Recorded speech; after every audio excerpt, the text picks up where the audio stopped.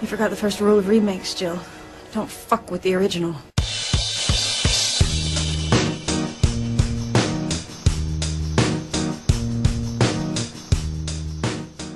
Hey everybody, Captain America the Winter Soldier is coming out this Friday, and you know what that means? We're going to be wearing very, very cheap spandex costumes. Don't we always? Actually, it means another episode of Don't F With The Original. With Nicholas, I'm the vegan correspondent for Idiomatic. And I'm Dimitri, editor-in-chief of Idiomatic.com and movie critic. For those of you who don't know, this is what we do. Whenever a movie comes out that's in a franchise, we check out the first entry of that franchise, the original, as we like to call it, and see, hey, what's up with that? Yep. What is up with that is a great question for this one.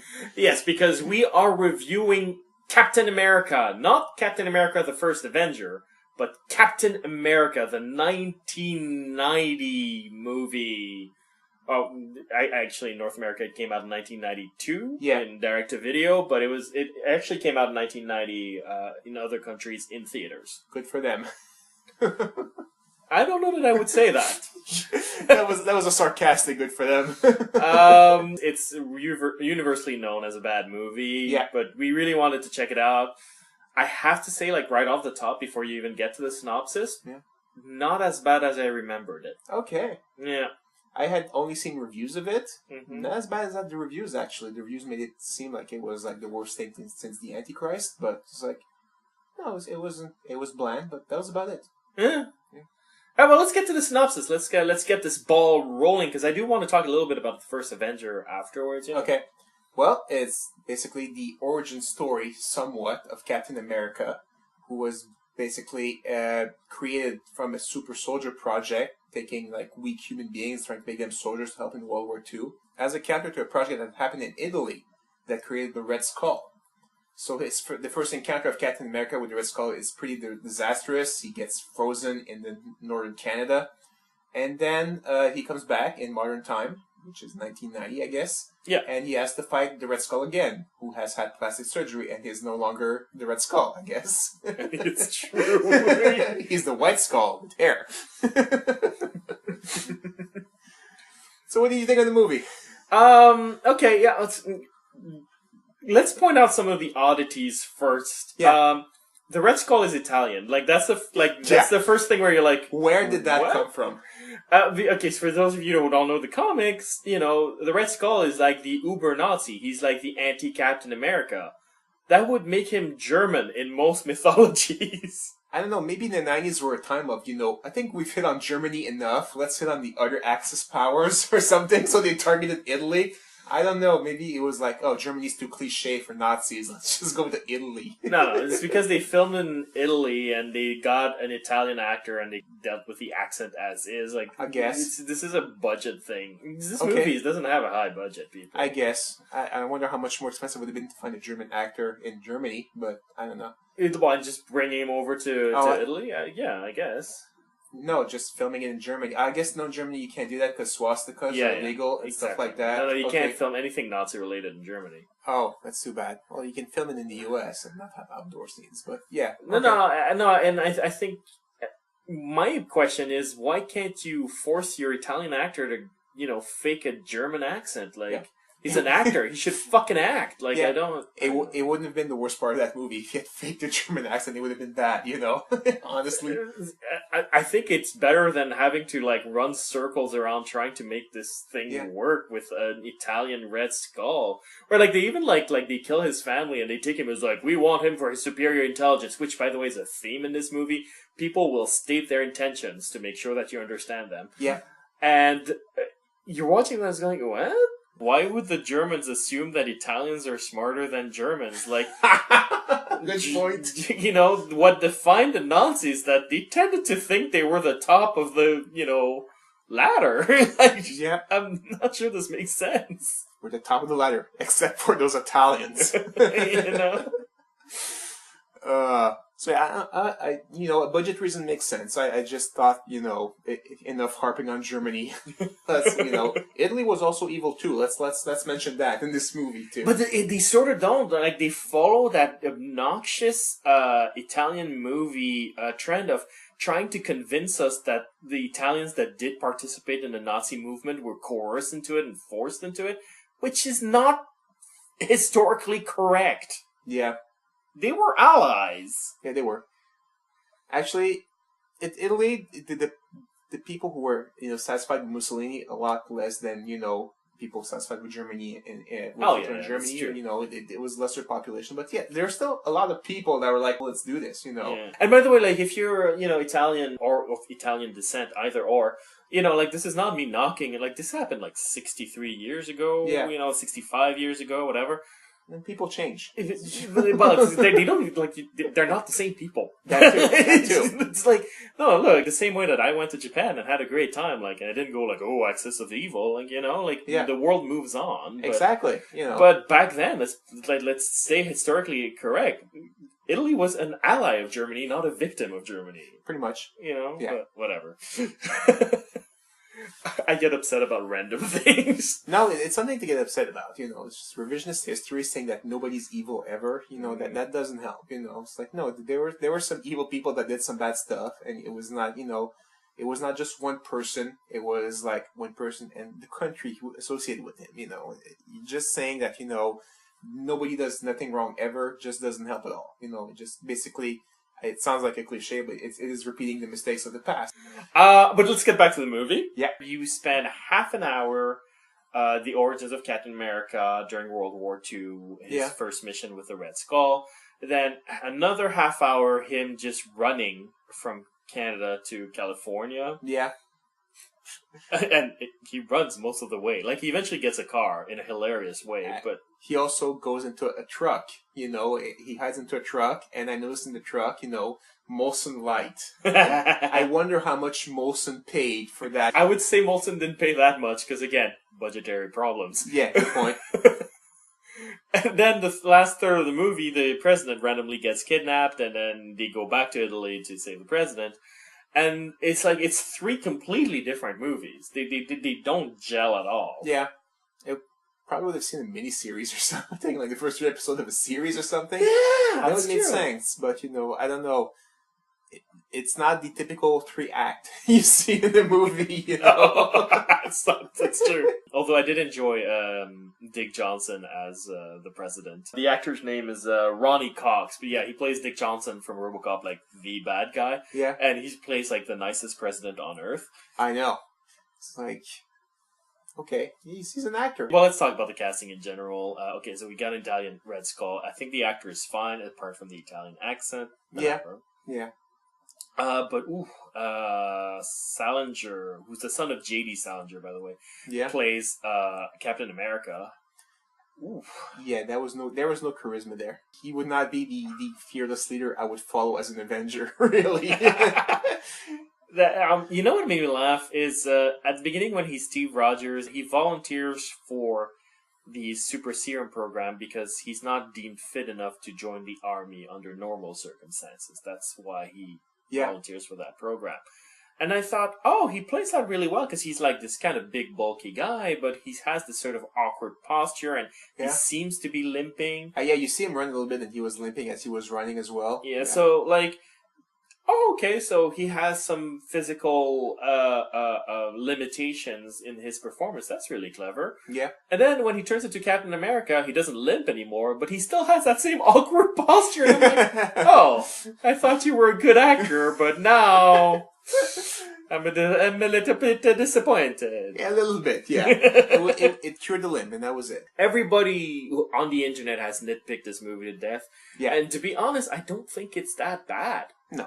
I think it's a B movie. Yeah. I think the studios made the right decision by let it come out on video and not release this turd in theaters because it feels like a B movie. Yeah. But as a B movie, it's fine. Yeah, it's fine. It's okay, the action really felt B movie-y. Yeah. The green screen effects were laughable, you know, especially with that rocket thing. Oh my god. But yeah, as a B movie, you know, I've seen worse. After like hundreds of made for sci-fi movies, you know, this would pass as a great movie compared to those, honestly. Yeah, I agree. It's fine. I mean, the story trucks along quite rapidly because we do get 3 stories in one, so you're never really bored. Yeah. I Um, was a little appalled in the middle story. But, you were appalled? well, when he's frozen, so you know he had a girlfriend in the past, and he goes meets her in the future, and she basically admits that you know she just got with this guy because she wanted a kid, but she's you know he's a fine guy, but you know you can see that she doesn't really love him, but she just used him to get a kid, and she was thinking about him the whole time. And I was like, this is kind of gross for me.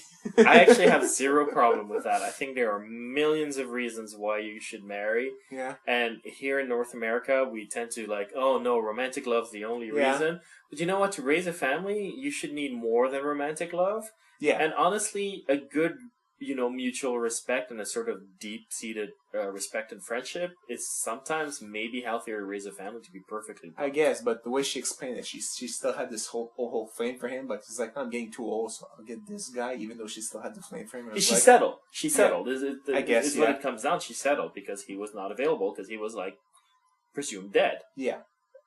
That doesn't seem so bad. I guess. Still, it was like, yeah, that's weird. It's like, you know, she didn't say it in front of him. Yeah, in front of her new husband. that's a good point. You know? Like, it sucks to be him, though. Like, seriously, like, you know, like, he has a nice daughter. He has a wife that I presume they treated each other nice and everything. Probably not the most intense marriage in the world in terms of romantic love, but probably just fine for his needs, I presume. Yeah. Then the ex-boyfriend shows up, and he's fucking Captain America, so you can't really compete with that. Yeah. And he's young, too, and you're like, God damn it. Yeah. And then you're like, just before you can come to terms or discuss it with your wife, some Nazis knock at your door and kill you. Yeah. Like, that sucks. Yes. Actually, did they kill him, or was he in the hospital? Oh, that's right, he was in the hospital, Yeah. he survived. He survived, so they kill his wife. So he's like... I was gonna lose her anyway. Yeah. But yeah, that second part I was kind of expecting. Okay, let's move on to the third part. You know, Yeah. okay, President in danger. Let's do this. All right. It's not even badly written. That second part, like, should be the awkward, awful part of any movie structured this way. Yeah. Because it's this transition act where it's like, oh yeah, right, we got this guy from the past, he's got to be in the present, and then he's got to transition to fighting the Green Goblin. Oh, sorry, the Red Skull. Yeah. But it's the same thing as in Sam Raimi's Spider-Man. Like, the middle part is like, oh yeah, then Spider-Man's doing random heroic stuff. You're just like, okay, let's move on to the Green Goblin, please. And this is the same thing. Yeah. I actually did like the way they did it. You know, he's found by a guy, you know, and, you know, he gets attacked by Nazis, and he's rescued by this guy. And he's like, you know, I'm not a spy. You can trust me, even though he has like a Japanese radio, and he's driving a German car. German pickup truck, which I did not think existed. But No, it's even better than that. It's a Volkswagen pickup truck. Yeah. Volkswagen did not make pickup trucks. I know, but again, budget, but still, you know. It would have been odd, like seeing a beetle in North Canada, you know, escaping in a beetle. That would have been awesome. Worst secret agent ever. But yeah, so okay, there's a mistrust there, and he actually has to meet his old flame to, you know, okay, what's happening here, and yeah, okay, now he trusts her, so he sees what's happening. Then he hooks up with a younger, hotter version of his old flame. Yeah. A little weird, but okay, it's all good. Yeah, no, and they have nice touches. Okay, such as the German and Japanese equipment that the spy has, which we take for granted now. That's a nice touch. Like, that's a nice thing to play on. That's a cute joke. I like the economy of language. This is a movie that, to make up for the budget, they explain a lot of what's going on, but they find clever ways to do it. So the scene starts like he's sitting with the daughter of his old flame. He's like, hey, thanks for letting me stay at your place. Would have been awkward, you know, with my ex-girlfriend's husband. It's like, okay, so now we know that he's not in the same place as his ex-girlfriend, and he's staying with the daughter. Yeah. And in a very casual conversation that sort of makes sense. Exactly. And she's like, oh man, that must be weird for you, like VCRs, you didn't have VCRs. And I'm like, okay, yeah, that you would say that in real life. Yeah. And he goes like, yeah, no, movies didn't come in little black boxes, And we didn't get them out from the library either. And then he puts it in, and it's like Martin Luther King speaking. Yeah. And then from this conversation that's totally casual and normal, you get the point that they went out to the library and got into the archives some news footage for him to catch up on the last 50 years or so. Yeah. And it doesn't feel awkward. It's like, I was watching that and going like, that is not bad writing. Yeah, no, that was perfectly fine. Yeah. It got the job done without seeming too weird, And yeah, afterwards they go to Italy. Okay, they have 24 hours. They took, I guess, a direct flight because that went pretty fast. That's the thing that bugs me about this movie. And it's okay, a movie's allowed to take shortcuts, but like him going from Canada to the United States and then United States to Italy. Yeah. What passport did he use? From Canada to the U.S., he was hiding in a beer truck. Oh, that's true. And in that time, you didn't need a passport. But You're right. Yeah. But from the U.S. to Italy, that's a tough one. How did he pull that off? That's pretty good. Didn't catch that. I just figured, we have 24 hours to say the president is like, no, it would take you more than 24 hours to book a flight and get to Italy, and Well, especially in those days, it's not like you can book it on Expedia, you know what I mean? Exactly. Go see a flight, a travel agent, and, book me this as soon as possible. Well, there's one leaving tomorrow. No, today. I was like, can you get to the airport in 20 minutes? I was like, yes, I can. All right. Now, about the passport. It's pretty great having a passport made, and they look at your birth certificate and look at you, and it's like, you're 70 years old or something, It's awkward. That would have been a funny scene, but, whatever, it's not a comedy. Yeah. Well, I mean, like, in the new Marvel movies, they would have added that scene. That's true, it has to be zany. But here, no, it's perfecly fine. Okay, they get to Italy, and then they figure out who the Red Skull is, and then the final action starts. Which, in the 90s action standard, not that great. Well, you know what it is, though? This is a 90s movie that has 80s standards of action. Yes. It's already behind. When I'm thinking 90s, okay, maybe it's unfair, but I'm thinking Terminator 2.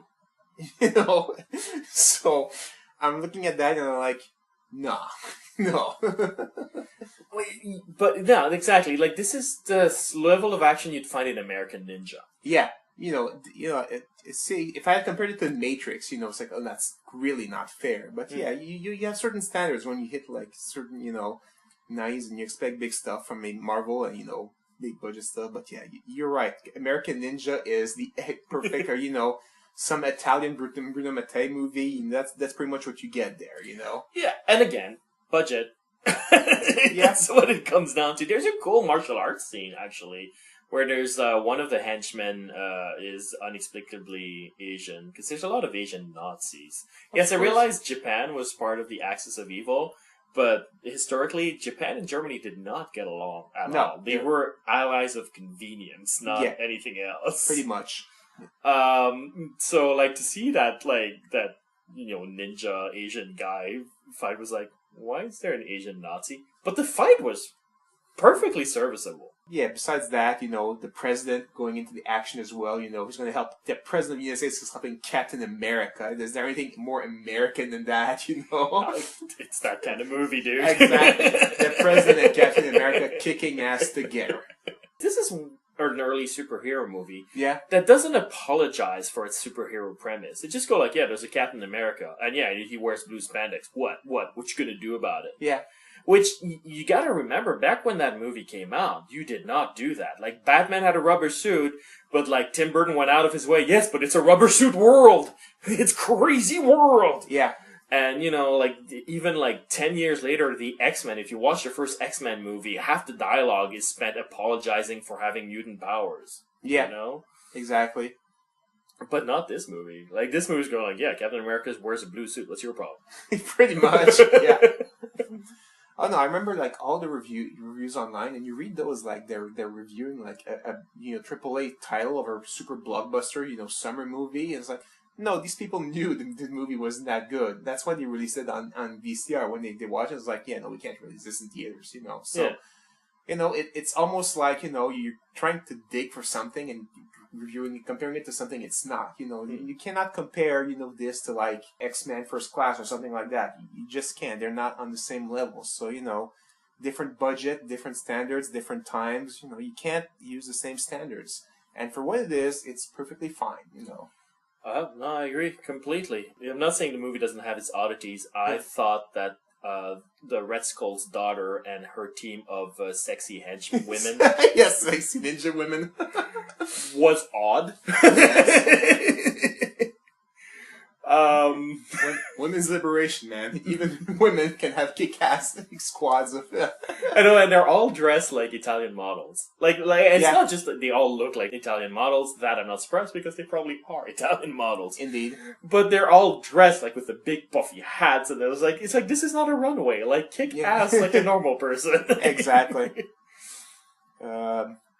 One scene I loved is when, at the beginning of the movie, Captain America loses the Red Skull, he gets strapped to the rocket, and it's like, rockets don't work that way. He's completely gone through the aerodynamics of that rocket. It's not going to fly where it's supposed to, A rocket is not like a car. He has to follow certain laws of physics to get where he wants to.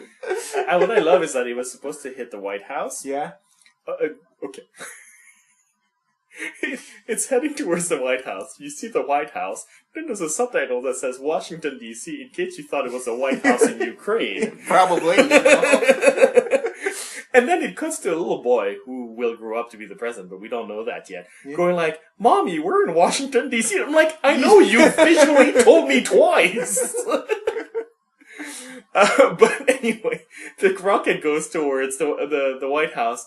And it's like, look, it's 1943. By that time, Britain was inventing the first computer to predict where specifically missiles were going to land from Germany to London so that they could evacuate just that area. You're telling me that a rocket going all the way from frickin' Italy all the way to America, and the Americans don't know that the rocket's coming? Well, rockets were a very new thing, and the V2, the original V2, didn't have the range to go to America, so maybe they didn't really care about it. Yeah, but like they're not perceiving it flying across an entire freaking ocean towards you, and no one's going like, hey, what's that? I'm not sure they're picked up on radar, though. Radar is pretty primitive. But yeah, and it's a big ocean. You have to have somebody looking and, hey, what's this? So I could see that. What I liked is that Captain America decided at the last minute, he's like, maybe I should do something about this rocket and try and alter its course. So throughout the entire ocean, he was just like, wonder what's going to happen next. Land in the water, dumbass! Yeah. It's like, okay, the White House, oh no, I should do something. I also thought it very nice that the Red Skull, strapped it to the rocket with his shield, because he had it when he was frozen, so I was like, yes, you're being strapped to this rocket, but here's your weapon, just in case. He likes irony, the Red Skull. That's the scene that kind of starts the movie on like a kind of a sour note, that you're like, oh, this is ridiculous. But I think it gets better afterwards. Look, if you like horror B-movies, like Puppet Master and all of that stuff, that's at the level it's playing at. Yeah. So, I mean, if you're not gonna blame Puppet Master for having characters who are getting killed one by one and not one of them thinks of picking up the phone and calling the cops, you can't blame Captain America for any of its bullshit. Because it's at that level. I agree. The Red Skull even has a character arc. And not a bad one. Where, he's been programmed to be this master Nazi leader and all of that. Yeah. And that sort of slowly starts to unravel as Captain America is brought back into his life, and he begins to see both of them as two sides of the same coin. Yeah. And, Captain America eventually reminds him, was like, hey, look, you were a victim of the Nazis too. Like, remember what it is you're standing for. And Red Skull's going like, oh, Christ, I guess we're all both freaks. And he turns into more suicidal mission mode because he doesn't believe in his cause anymore, but he's just rage now. It's like, oh my god, the bad guy even has a completely decent arc, an interesting arc for his character that justifies him being Italian all of a sudden. As opposed to just evil Nazi German. Yeah, that's true. I didn't think about that. I don't know why this movie has such a bad reputation. I don't know why it's universally hated. And also, you can even see the unfairness even when you read the Wikipedia entry. Like that last scene, okay, mild spoiler. He of course Captain America's going to use his shield, Yeah. And then there's his daughter that's like, I'm still there, and she has the gun. Red Skull's daughter, yeah. Yeah, Red Skull's daughter, and I'm still there, and she has a gun, and he goes like heads up, and you basically hear the shield like hit her. Yeah. You don't see it, but you basically hear that's what's happening. Yeah, because they don't have the budget to actually hit a woman with the shield. Exactly. And on Wikipedia it says she got decapitated. I was like, how are you inferring this from that? It's just you're just being unfair. Yeah. Because you're hating this movie and you want people to read it as like, oh, this is so stupid. But she's like, no, you're just inferring things because you think the movie is stupid. Yeah. But it really isn't. Yeah. No, and you hear a bong. You don't hear a slash. Exactly. So it was like, she got decapitated. No, she didn't. Were you, seriously. I should edit that Wikipedia page, but, I have a life, so I'm not going to do that. Although, granted, if she had been decapitated, heads up would take a much darker meaning. Oh, that would be heads down then or something. Captain America: The First Avenger, let's talk about it a little bit. Did you see it? No, I didn't. No? I liked it a lot. Okay. It's not a great action movie. I find the action peters out at the end. Okay. It's a great character piece. The Captain America character, not someone I really gravitated towards, again, because he's a little bit perfect, and that makes him less attractive to me. I like those characters that have something to overcome. And they made him so fascinating and interesting without changing that aspect of him. Okay. And Chris Evans, who played the polar opposite in Fantastic Four, like he played a cocky jackass. Yeah. And he played it well. Really well. Plays him as this, perpetually humble person, amazingly well. Yeah. Perfect. Chris Evans, he's the real deal. He's a real actor, man. I know. Completely different characters, and he gives believable performances. That's what an actor is, Yeah. He's not Will Smith playing the same character over and over again. It's like the same persona. He's an actor too, but, different kind, I guess. Well, Will Smith is capable of playing different characters. He just stopped doing it at some point in his career, which is unfortunate. Yeah, but you know what I'm saying. Just an example of characters like, oh, I'm going to see him in the movie, and I'm not going to see a movie about with him in it. No. Chris Evans is definitely more of an actor than a star. There we go. That's a great way of saying it. I never actually cared for Captain America, mostly because as a kid I thought his powers were boring. You know? He's the poor man's Spider-Man without webs, and he's very, very agile. Okay, and he has a shield. That's lame. That's very lame to me. He's a character whose real power is in his personality. Yeah, he's leadership. As a kid, I didn't get that really. So it's like, so I kept my own favorites. And when the movie came out, I was like, I'm kind of tired of those superhero movies. I'm going to save myself for the actual big movie where they're all going to come together. Avengers, hope I won't be sick of it, sick of superheroes back then, so I kind of skipped all the prequels, as I call them. But, would you recommend this movie, to somebody that hasn't seen it, but has kind of seen Avengers, or, Yeah, no, I liked it more than Avengers, to be honest. Now, I'm not saying it's a better movie than Avengers, mostly because I don't want the hate mail. Avengers is very good at what it does. Okay. But what it does is dumb summer blockbuster. Okay. Captain America, the First Avenger, is not as good at what it does. But what it does is much more ambitious. It's a character study of a larger-than-life character. Yeah. And trying to humanize him, making some really interesting pointed points about the difference between the value that you as an American grew up with, taught by your family and your loved ones, as to the vision of an ideal America versus what America is boasting and trying to be politically, and the difference between the two. Okay. Because he's a humble man who represents all of those good values that your American family taught you, if they're good people. Yeah. Jumping into the political arena where it's a lot more propaganda and a lot more duplicitous in its nature. What basically wins out, the personal values or the big American one? How does he, comes to term with that? That's kind of interesting.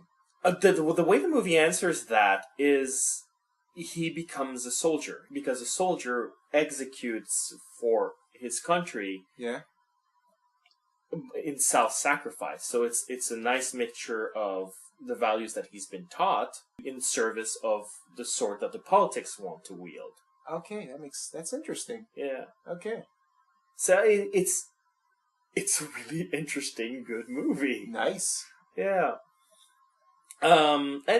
Yes, if you're a peace-loving hippie, you're going like, how dare you celebrate the soldier? But I will, so fuck you. Well, I don't know.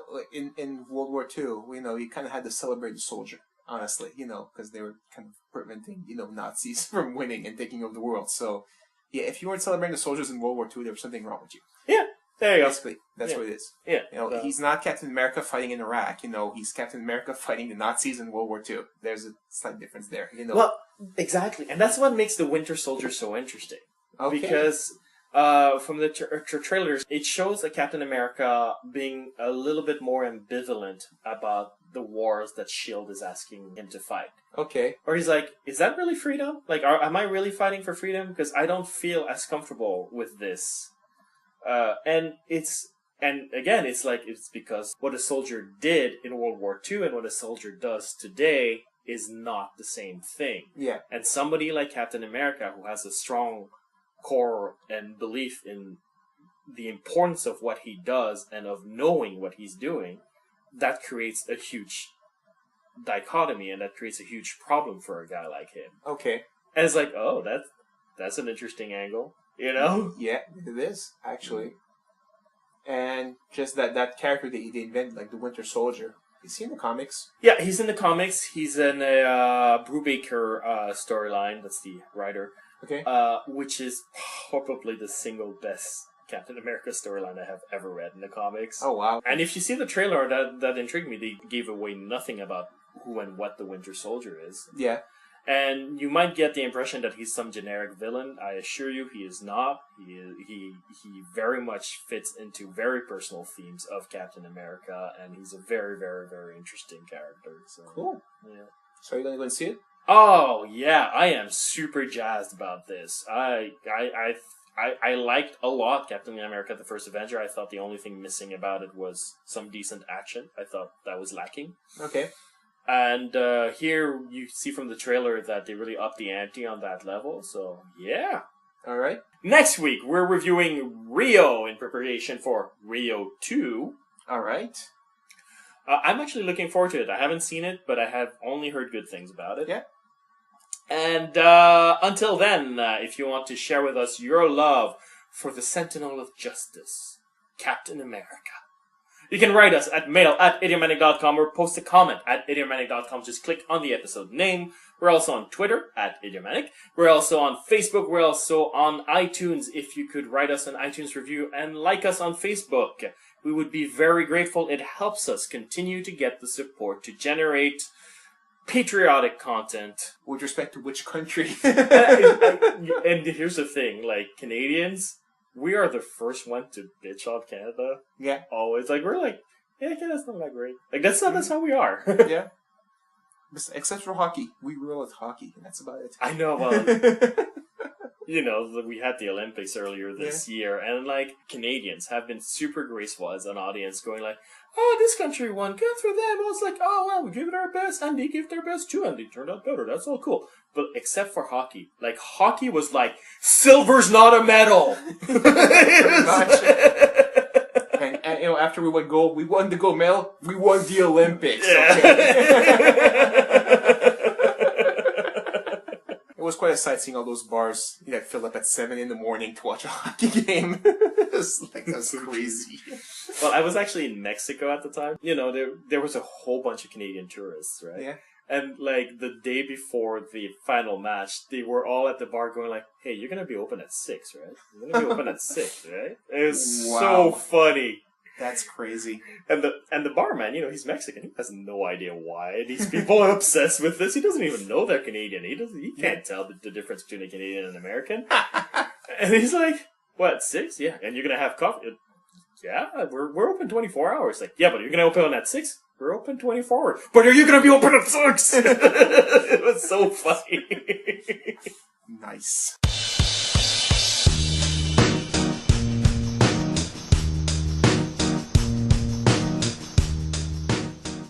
Talk a little bit about the first Avenger afterwards. Okay.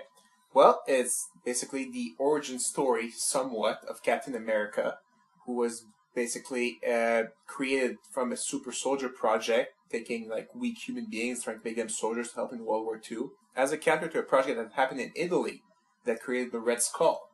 So the first encounter of Captain America with the Red Skull is pretty disastrous. He gets frozen in the northern Canada.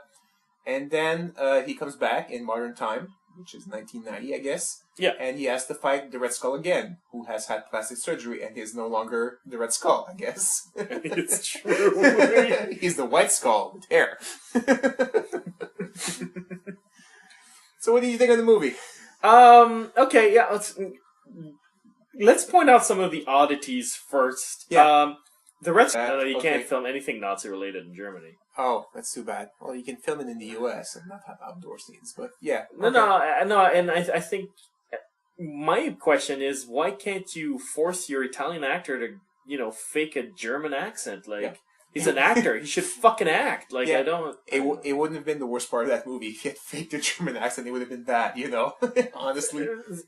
I think it's better than having to, run circles around trying to make this thing work with an Italian Red Skull. Or, they even, they kill his family and they take him as, we want him for his superior intelligence, which, by the way, is a theme in this movie. People will state their intentions to make sure that you understand them. Yeah. And you're watching this going, what? Why would the Germans assume that Italians are smarter than Germans? Good point. What defined the Nazis... You forgot the first rule of remakes, Jill. Don't fuck with the original.